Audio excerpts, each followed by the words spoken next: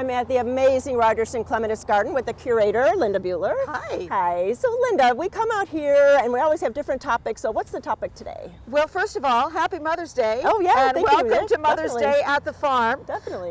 So today's topic is clematis in containers. And that's a really on-trend way to grow clematis. And the reasons that you would grow them in containers are, first of all, to have more. I love that. I think to have more because there's only so much land that you have. Right. Yeah, we only have an acre here. And then also, if you've got clematis that have particular soil needs, and our native soil here is your basic West Lynn acidic clay, because we're up in the hills above West Lynn. So you can control the soil environment when something is in a container. Oh, much more, sure. Yeah.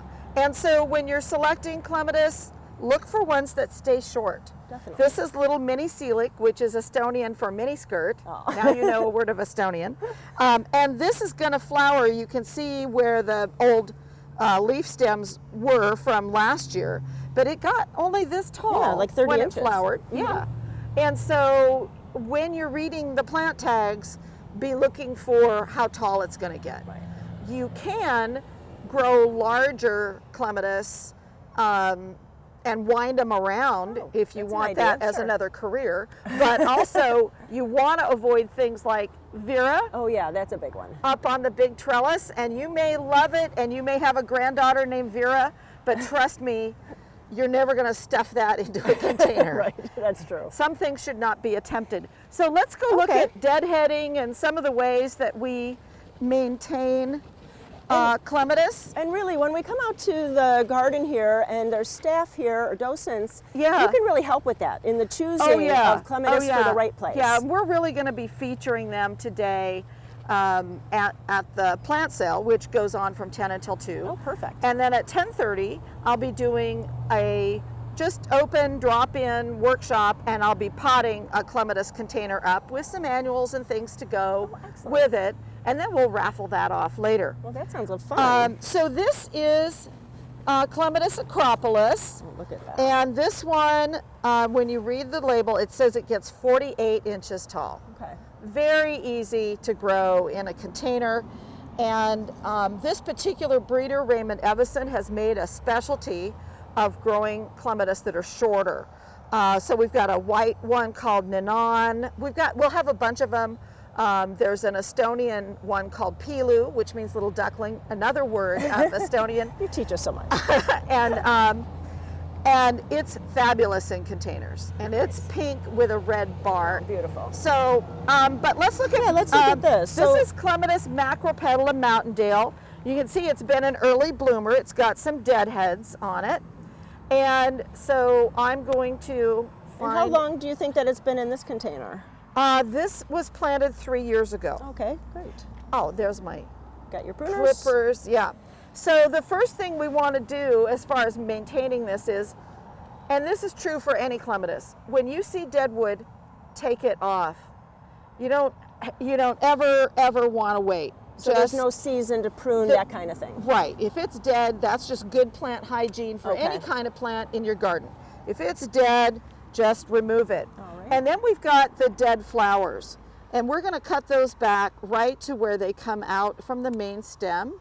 This is called deadheading. And for mountaindale, we're going to deadhead.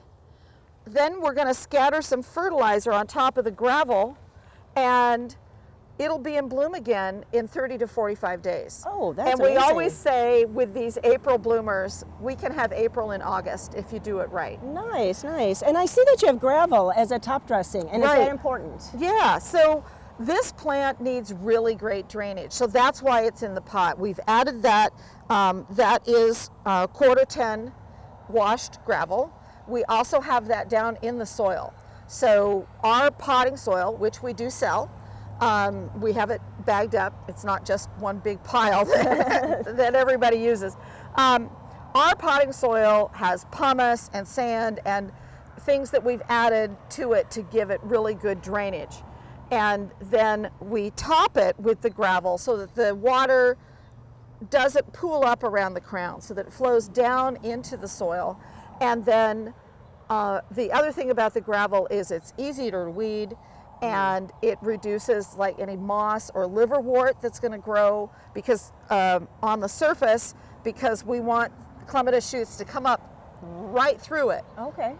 Wow, that is interesting. And you know, really all those tips you wouldn't know because there's just a little bit different than planting, say, some other kind of a plant, putting a conifer or something in a container. So all those little tips, really, this is the best place to come because everybody is like such an expert on clematis care in the ground or in a container. So tell us again today, what time? Okay, so we'll be here from 10 until 4. And also, Lake Oswego's doing some stuff out here, kids, classes, making little gifts for moms. So there's a lot going on at the farm. It's not just us. And I also want to mention our website, RogersonClematisCollection.org. And if you go under Clematis Care, you'll see a handout that you can just print out on your own called Clematis Contained. And it has a list of clematis that we recommend for containers and those we don't. Okay. Oh, sure, of course. Well, also much good information. So please go to Garden Time. We'll click you over to that website. But come on out today or anytime and enjoy this beautiful garden. Thanks so much, Linda. Thanks, Judy.